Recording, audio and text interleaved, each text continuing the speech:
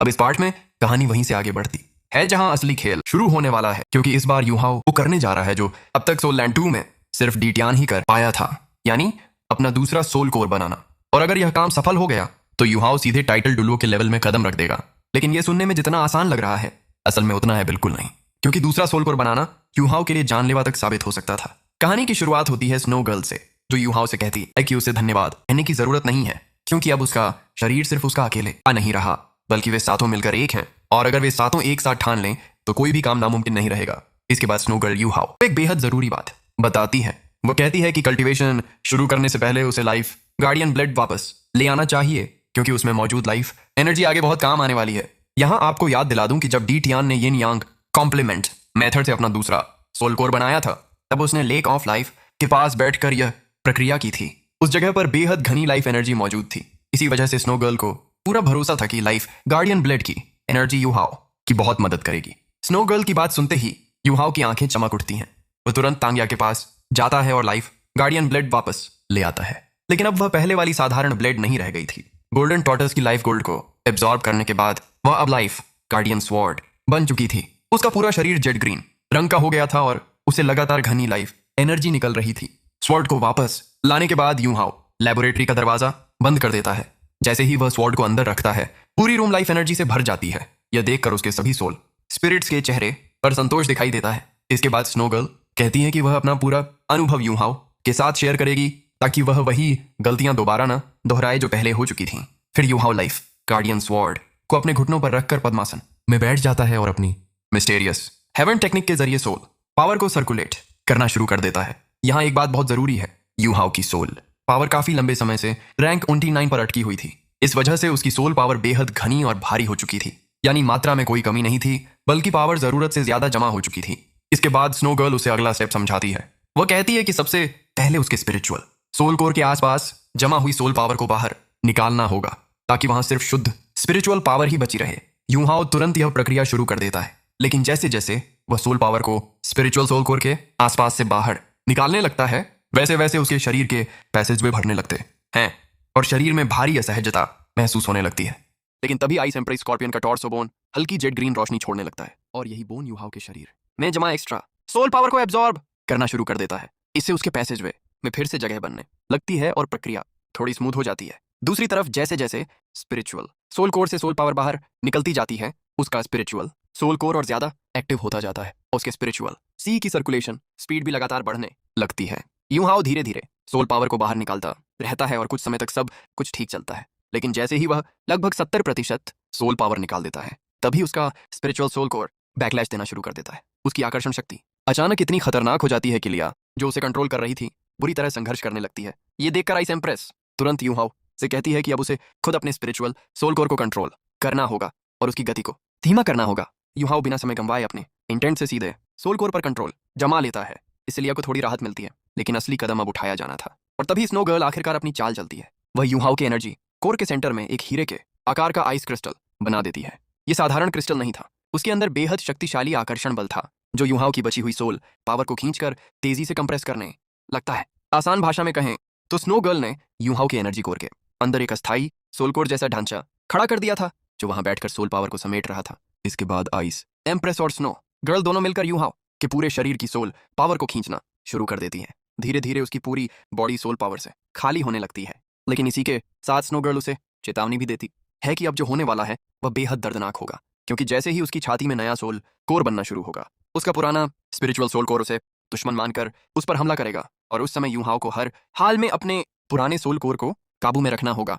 यहीं से यूहाओ के लिए असली परीक्षा शुरू होती है। अब यूहाओ के सामने सबसे खतरनाक चरण शुरू होने वाला था। उसकी पूरी बॉडी से सोल पावर लगभग खाली कर दी गई थी, और अब स्नो गर्ल नया सोल कोर बनाने की असली प्रक्रिया शुरू करने वाली थी। लेकिन समस्या सिर्फ इतनी नहीं थी कि नया सोल कोर बनाना मुश्किल है। असली खतरा यह था कि यूहाओ का पुराना स्पिरिचुअल सोल कोर इस नए सोल कोर को अपना दुश्मन मानकर उस पर हमला करने वाला था। यानी इस पूरी प्रक्रिया में यूहाओ को एक साथ दो मोर्चों पर लड़ना था। एक तरफ नए सोल कोर को बनाना और दूसरी तरफ पुराने सोल कोर को कंट्रोल में रखना। स्नो गर्ल पहले ही लिया को तैयार रहने के लिए कह देती है, ताकि जरूरत पड़ने पर वह तुरंत मदद कर सके। साथ ही स्काई ड्रीम आइसवर्म को आदेश दिया जाता है कि वह बाहर की एनर्जी से सुरक्षा बनाए रखे, ताकि इस पूरी प्रक्रिया के दौरान कोई बाहरी व्यवधान पैदा न हो। सब कुछ तैयार हो जाने के बाद स्नो गर्ल के बनाए हुए आइस क्रिस्टल से एक बेहद पतली सोल पावर की धारा निकलती है। यह धारा धीरे धीरे ऊपर उठती है और यूहाओ की छाती तक पहुंचती है।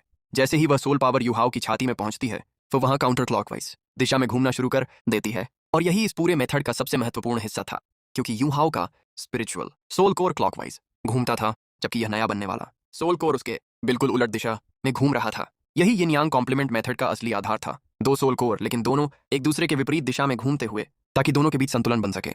धीरे धीरे छाती में जमा हो रही वह सोल पावर बढ़ने लगती है।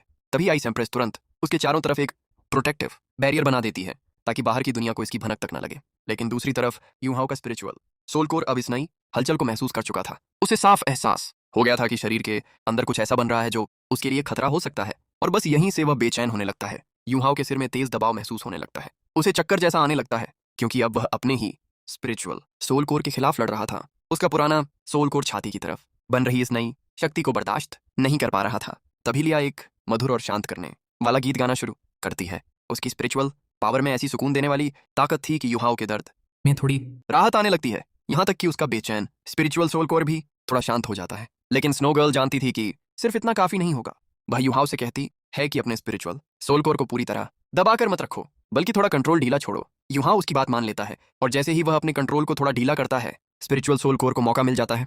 वह तुरंत अपनी स्पिरिचुअल पावर को छाती की तरफ धकेलता है, ताकि वहां बन रही नई सोल पावर को नष्ट कर सके। लेकिन इसी पल आइस एम्प्रेस अपनी चाल चलती है। उसके शरीर से जेड जैसी चमकती रोशनी निकलती है और उसका अल्टीमेट आइस यूहाओ के चेस्ट एरिया को सील कर देता है। अब एक तरफ स्पिरिचुअल सोल कोर की पावर थी, और दूसरी तरफ आइस एम्प्रेस का अल्टीमेट आइस। जैसे ही दोनों की टक्कर होती है, यूहाओ का पूरा शरीर जोर से कांप उठता है। यह दर्द इतना तीखा था कि कोई भी सामान्य इंसान उसी समय बेहोश हो जाता। लेकिन यूहाओ दांत भींच कर बैठा रहता है। दर्द लगातार बढ़ता जाता है। यूहाओ की छाती, मेरिडियंस और हड्डियों पर एक साथ दबाव पड़ रहा था। तभी लिटिल बाय यानी आइस बेयर भी अपनी ताकत रिलीज करना शुरू कर देता है। वह यूहाओ की हड्डियों और पैसेजवेज की रक्षा करने लगता है, ताकि इतनी बड़ी टक्कर से उसका शरीर टूट न जाए। उसकी ठंडी और स्थिर ऊर्जा यूहाओ को थोड़ी राहत देती है और उसके शरीर को संभाले रखती है। इस बीच छाती में घूम रही वह नई सोल पावर धीरे धीरे आकार लेने लगती है। कुछ समय बाद उसका आकार बढ़कर एक बीन के दाने जितना हो जाता है। लेकिन जैसे जैसे वह बढ़ती है, स्पिरिचुअल सोल कोर के हमले भी और उग्र होते जाते हैं।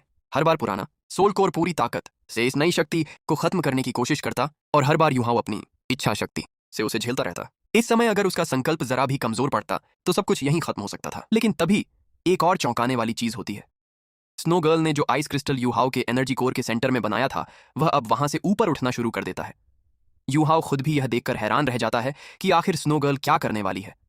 वह क्रिस्टल धीरे धीरे ऊपर उठता है और आखिरकार यूहाओ की छाती में जाकर रुक जाता है। अब स्थिति पूरी तरह बदल जाती है, क्योंकि इस आइस क्रिस्टल के छाती तक पहुंचते ही स्नो गर्ल के लिए वहां सोल पावर सप्लाई करना बहुत आसान हो जाता है। पहले जो सोल पावर धीरे धीरे पहुंच रही थी, अब वह कहीं ज्यादा तेजी से नई जगह पर इकट्ठा होने लगती है। नतीजा यह होता है कि यूहाओ की छाती में बन रहा नया सोल कोर पहले से ज्यादा चमकदार, ज्यादा स्थिर और ज्यादा शक्तिशाली बनने लगता है। बाहर से देखने पर भी यूहाओ के शरीर में हो रहे बदलाव साफ नजर आने लगे थे। उसकी बैकबोन जेड ग्रीन रोशनी से चमक रही थी, जबकि उसकी छाती में एक नीली सफेद रोशनी का गोला तेजी से चमक रहा था। यह साफ संकेत था कि उसके शरीर के अंदर कुछ बहुत बड़ा घट रहा है। लेकिन कहानी सिर्फ यूहाओ के शरीर के अंदर ही नहीं चल रही थी। इसी समय सीन श्रेक सिटी की तरफ शिफ्ट होता है। वहां तांग सेक्ट की सीनियर मेंबर और श्रेक एकेडमी की डीन जियान लिनर बेहद चिंता में दिखाई देती है। वह जू जी के सामने खड़ी होती है, क्योंकि उन्हें अभी अभी यह खबर मिली होती है कि यूहाओ क्लोज्ड डोर कल्टीवेशन में चला गया है।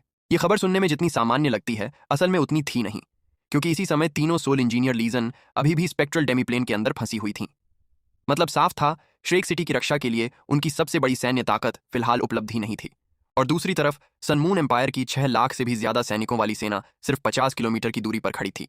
यानी एक तरफ यूहाओ अपनी जान दांव पर लगाकर दूसरा सोल कोर बनाने की कोशिश कर रहा था, और दूसरी तरफ श्रेक सिटी पर किसी भी समय युद्ध का खतरा मंडरा रहा था। अगर यूहाओ समय पर सफल नहीं हुआ, तो सिर्फ उसकी जान ही नहीं, पूरी श्रेक सिटी भी खतरे में पड़ सकती थी। और इसी भारी सस्पेंस के साथ ये पार्ट यहीं खत्म होता है।